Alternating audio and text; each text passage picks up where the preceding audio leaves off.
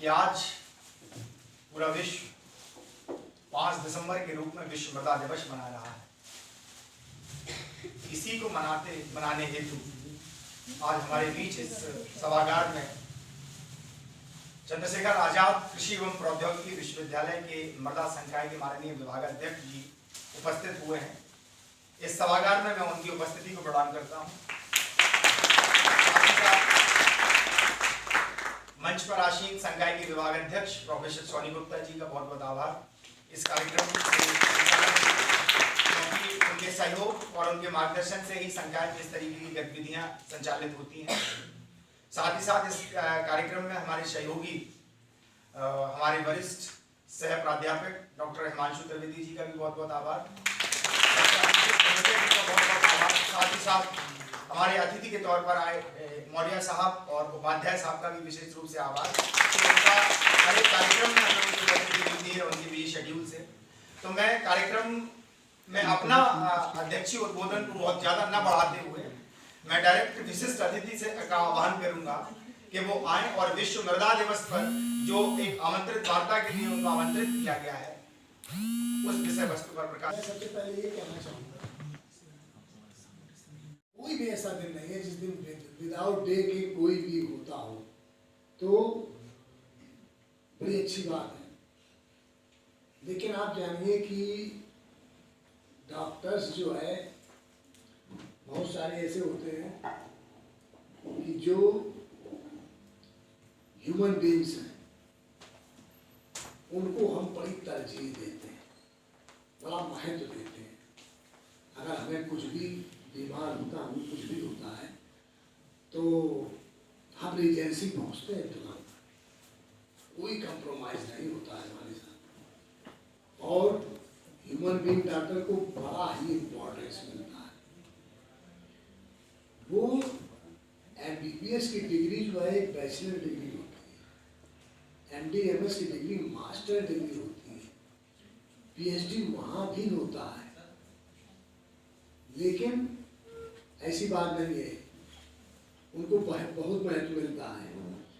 दूसरे नंबर पे आते हैं वेटरनरी डॉक्टर। वेटरनेरियन क्या होता है कि उसको दूसरे दर्जे का सम्मान मिल रहा है। स्वाभाविक है, जो भी जानवर है वो आजकल 1 लाख 1.5 लाख रुपए कीमत का है। जो 10 लीटर दूध देता है उसकी कीमत कम से कम इतनी है। और रही बात तीसरा, जो सॉइल की बात है, सॉइल को कितना इग्नोर किया गया है। चाहे मान लो कि हमें कष्ट है इस बात का कि इग्नोरेंस तो है। ये बहुत सारे डे हैं, ये कोई 60 साल पहले मनाया गया, कोई 70 साल, कोई 100 साल पहले से मनाए चले जा रहे हैं। लेकिन ये जानकर ताज्जुब होगा कि 1960 छोटा मोटा नहीं होता, हजारों का मामला, लाखों का, यहाँ लाख करोड़ की बात हो रही है। इसको हमारा ह्यूमन बीइंग तो कर नहीं सकता। हम जो है इतने दिन लोग पैदा मतलब जी नहीं सकते, हमारी पीढ़ियाँ भी इतना गौर नहीं कर सकती। हम एक पैरामीटर को नहीं फिक्स कर सकते, चाहे टेम्परेचर हो, चाहे प्रेशर हो, किसी की बात करिए। अगर नेचर मांग ले हिसाब के हमने डायमंड ये बनाया है, तो उन्होंने हीरा सुना है, बनाया है, इसकी कीमत चाहिए, कोई दे सकता है? कोई नहीं दे सकता। अब आप सस्ता अलग नहीं, नेचर ने बनाया, अब आपने ले करके अपना यूज करा।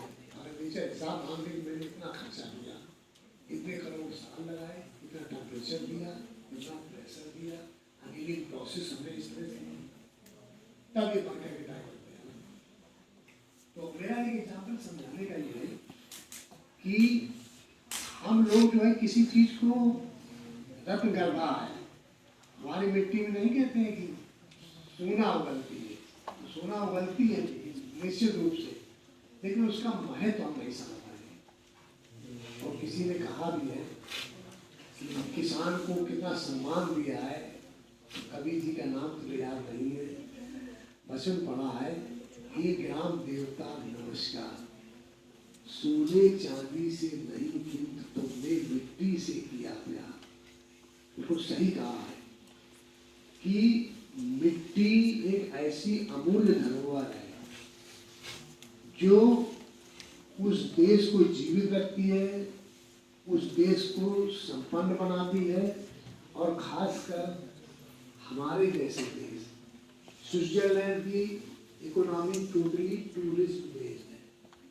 हर एक समझदार आदमी कहता है अगला जन्म मेरा स्विट्जरलैंड में होना चाहिए, क्योंकि रिसोर्सेज सबसे ज्यादा यूज करता है।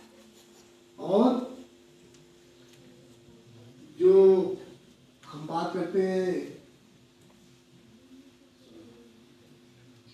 हाँ, और साल भर में हम क्या जो है मोटिवेट कर सकते हैं किसानों को, उसके लिए 4:2:1 का रेशियो है।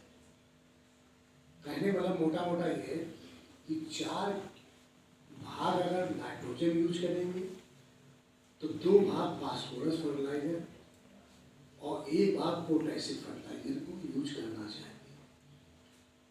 अगर आप लेगुमिनस क्रॉप प्रयोग करते हैं, दलहनी फसलें, तो 1:2:1।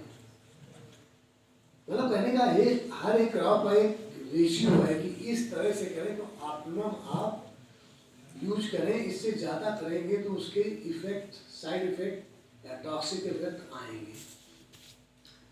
आज आप जान के ताज्जुब करोगे पंजाब में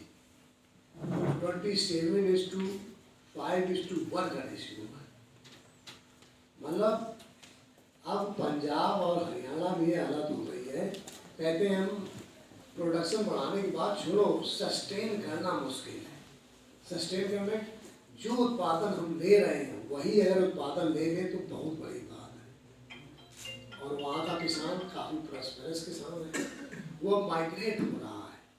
वो कहता है कि अब हम दूसरी जगह फार्म लेंगे और वहाँ पर प्रोडक्शन करेंगे।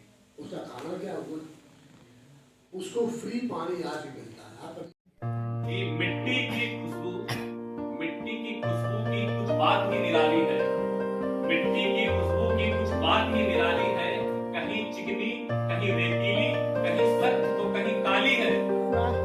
हमारा बचपन क्या खूब था, हमारा बचपन क्या खूब था जब हम मिट्टी के घरौंदे बनाते थे। हमारा बचपन क्या खूब था जब हम मिट्टी के घरौंदे बनाते थे, जिसे हम फूल पत्तों और मिट्टी के दियों से सजाते थे। ना आज जैसी शहरी रौनक, ना बिजली की चकाचौंध थी। ना आज जैसी शहरी रौनक, ना बिजली की चकाचौंध थी। फिर भी हम सब बहुत खुश हो जाते थे। कभी मिट्टी से पहाड़ बनाते तो कभी मिट्टी में पौधे लगाते थे। कभी मिट्टी से पहाड़ बनाते तो कभी मिट्टी में पौधे लगाते थे। मिट्टी में ही खेलकर हम असली खुशी पाते थे। और आज अनफॉर्चुनेटली मैं कहना चाहूंगा दुर्भाग्यवश आज की लाइन ऐसी कविता का समापन है। और आज